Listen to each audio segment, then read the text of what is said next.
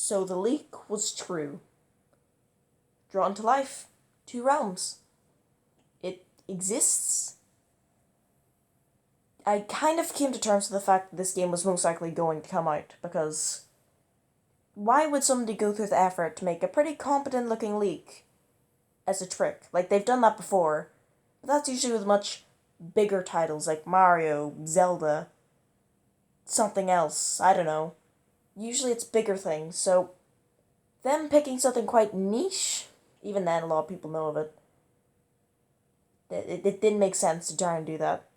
But I'm still very happy to see it actually here and prove that it exists.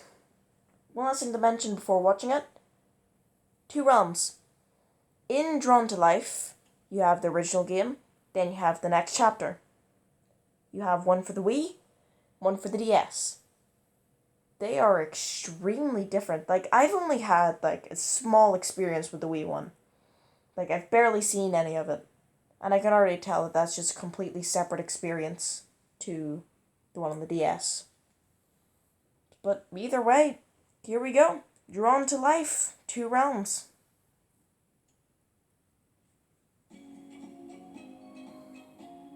Sure is. No, I recognize all of them, so they're bringing back all the old people. Ooh. Okay.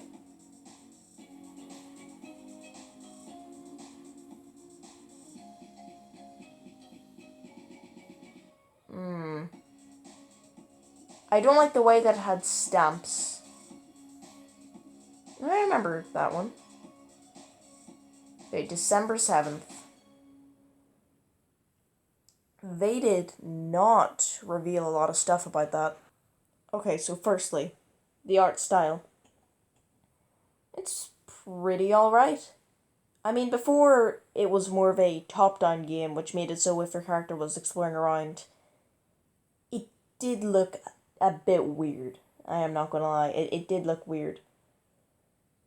So, yeah. But here, it's different, but it does look pretty good. There's a cursor on the screen. 505, you are incredibly dense.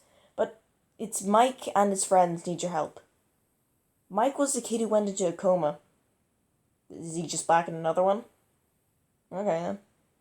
I mean, like, I knew it was going to be kind of hard for them to make another Drawn to Life game. Especially with the fact that they kind of definitively ended it with the second one. But, either way, hey look, the darkness is back. Yay? I don't know. This looks a lot more like a normal kind of place, so that's weird. Here we can see a bit more of the gameplay. In the bottom left, though I forget their name, like I've forgotten most of their names just by playing the games recently, that is a character from an older game. He is extremely crazy and he speaks without spaces, so they're bringing them back. Top left, we can see something weird. I don't know what that is. Yes, I know that that's a clock, but the thing next to that. Also a menu with a nice little book, which is the Book of Life, maybe, I don't know. Top right, we can see coins and stars, strangely enough. Stars have not been something that have really appeared in the previous game, apart from the ones in the sky, but we'll find out later. Alright, next we can see this area where we have Joey. I like Joey. He's good. On the left, we can see some form of building, and on this area here, we can see another one. So I assume that it might be similar to the first game where you'll do a level, essentially, reach the end of that level, and it'll open up your hub world a little bit more. That's kind of how it worked in the first two games. Also, once again, I'm basing this exclusively off the DS version, not the Wii version, which I have not played at all. And those characters, I don't know if they've appeared. They kind of look familiar, but one of them's being blocked and looking away, and the other one, I just don't know. There seems to be a lava area. The hammer on the front of the building, though, makes it almost seem like something's gonna be built there. Or it's just something. Looking here, we can see some of the usual affairs. The character seems to be in a dark, spooky forest, so yeah, makes sense. They're collecting some sort of gem though, which is weird. Also, all the enemies have white outlines, it seems. I mean, I've only seen 2 of them, and they might not be enemies per se, but look, I don't know. This was uploaded 9 hours ago? What? Oh, and the other area looks like a cyberpunk city. Alright, with this next one, we can see that there's small gems once again, which is quite weird. We can see those enemies. You know, those ones. They've appeared in all the previous games. If you've played one of them, they're quite easily recognizable. But since I know they are enemies, and they have a white outline, I can now say that all enemies are going to have a white outline. Okay, so now here we are back at the drawing menu. So as we can see, we have draw, stickers, and outfits.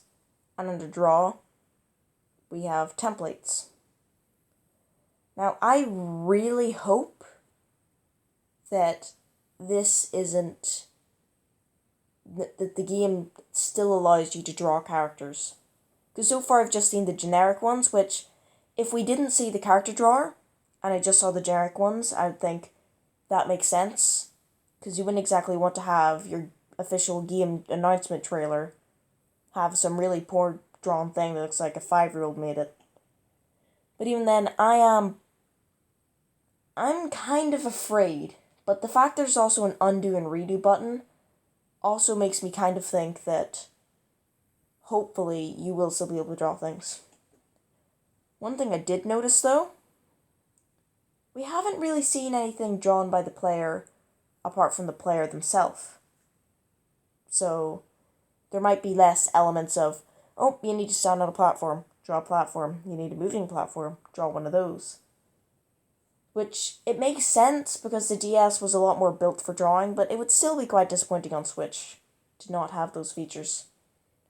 Like, if you really didn't want to go through all the effort of making that, then just do what the second game did and have it so there's an automatic preset which you can just have filled in. So, I'm really hoping, and it seems like, we will still be able to draw characters, since that was kind of one of the big things. Your own character you could make yourself. And though you could probably still make yourself using templates, it's much better to actually draw it. So still in the draw part, we now see stamps. So hopefully this is stamps in the sense that you just stamp it on. That's how stamps work. So it seems like you can mash these together to try and make a face of some kind. So this is still kind of worrying, even more so than the previous thing. But maybe it's just so if a person doesn't know how to draw a mouth properly, they can just smack one on, smack a nose on, whatever they want. The arms kind of look like the previous one's arms, but tinted red, so maybe the player themselves did that. Actually, the head looks like the bear as well, so... Once again, I think I'm going to be very skeptical about it, but hopefully it will be, like how the older games were. Right, this next one is very interesting. Mr. Iso's shop. I might have pronounced that wrong, I don't know. Where we can see 4 things: stickers, templates, stamps, and toys. So stickers and templates, we already saw in the thing, same as stamps, so that makes sense. And here it says unlock fun costumes, so I assume these would be the stickers. They kind of stand out a lot more, and like real stickers, they have a white outline around them.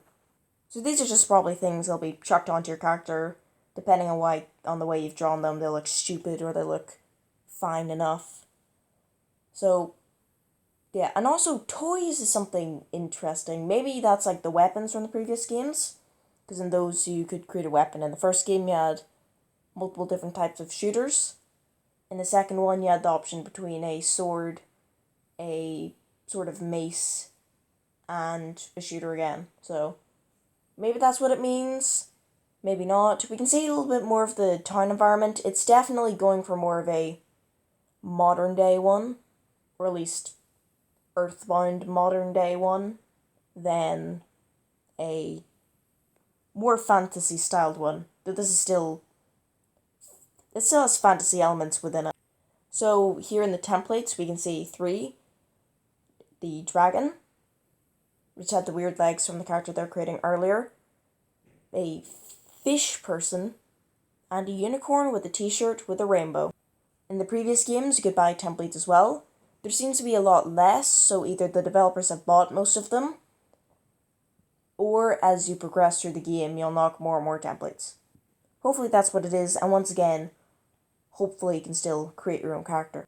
Now, here is something interesting that he didn't notice the first time. So here we can see 5 enemies. You have 2 of them that look like your average fare. You have 1 on the right side that kind of looks like them, but different. Then we have this weird thing that I can't properly see. And another weird thing I can't properly see that kind of looks like a bird with 2 beaks. We can see a couple of coins around. We can see the player character. We can see a door and build. So this is very interesting. Also, the level theme is like candy or snow or cake, so something along those lines. I mean, there's cookies and chocolate, so it's probably cake or just candy. Which means, hey, it's a series first, maybe. Once again, I didn't play the Wii games. Who knows? Maybe the entirety of that game was just candy levels over and over after grass. So, I don't know what this is. Hopefully it's just a new kind of side mode. So it's like, oh look, build your own levels. Or maybe it's like in Legend of Zelda, the remake of Link's Awakening, where you get to build your own dungeon. Except they have to have specific things, so it has to be in this shape, or it has to have exactly this many rooms, or this room has to be here. So, I have no clue. I'm saying that a lot. We were only given 40 seconds of this trailer, and I've been able to squeeze 12 minutes out of it, so I think I've done a pretty good job, but still, I feel like they should announce more. I'm going to be quite cautious about it, because they're definitely trying new things, which I think is good. You should always try new things. But if you're trying to bring a series which has been dead for a good while onto a new system, you should probably try and stick to the old stuff and then start exploring out. Which I hope they've done. Alright, so it looks like the weird blue thing can be used as a shell of sorts. Because they just kicked it, it bounced off the wall and hit the weird bird thing. Which we now get a much closer look at. Yeah, it still looks very weird, and it still is hard to recognize as to what it is, but yeah, that's what it is. Now, I want you to pay attention to this next clip. So, watch as they spin. They have a spin attack. That is interesting. So, new moves. Also, since we're already here, this is the next image where we still see the build thing in the top right. We still have a timer, and we still have the coin count. Uh-oh. Enemy-wise, I'm pretty sure we've seen the weird trumpet guy before, and we've got standard enemy. So. Okay, with this one, I am starting to get very worried. So, I've just become unworried by thinking. So we can see the player is currently jumping up on blocks currently. And we can see in the bottom left that there is a missing one. And above the player there's a missing one, but it's kind of turning white. Meaning that something could be being built there. So maybe by build, it means that if it's got some platforms nearby, then it shall build them. Another thing, we still see the timer up at the top. So maybe the levels are going to be timed, in the sense that you only have a limited amount of time to search through them. Or maybe it's just to see how fast you can go. Hopefully the build thing is just, hey, there's a platform here, You have to jump and time your press of the button. Or maybe you're given a certain amount of blocks, which you then need to place in the correct areas. Theme-wise, this is a steampunk, not steam, kind of. It's lava world with pipes, which we saw in the second game. Guess not, these are just platforms that fade in and out of existence. They're currently jumping up to get another gem. This could be the collectible of this game, since in the first game you just had secret areas, coins, you had people who you could save, like there's 3 per level, and there's 4 pages, at least in the first game. In the second game, there were pirate medallions, for some reason. I do not know why. So maybe because we've seen different types of these gems, there will be a couple different types per level, or not. Once again, we've gotten very little information. Maybe.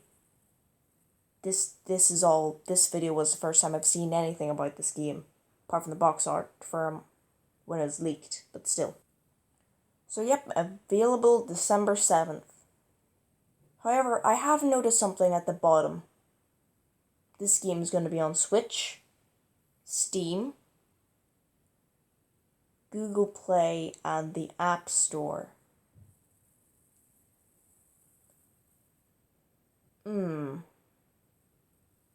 That is interesting, to say the least.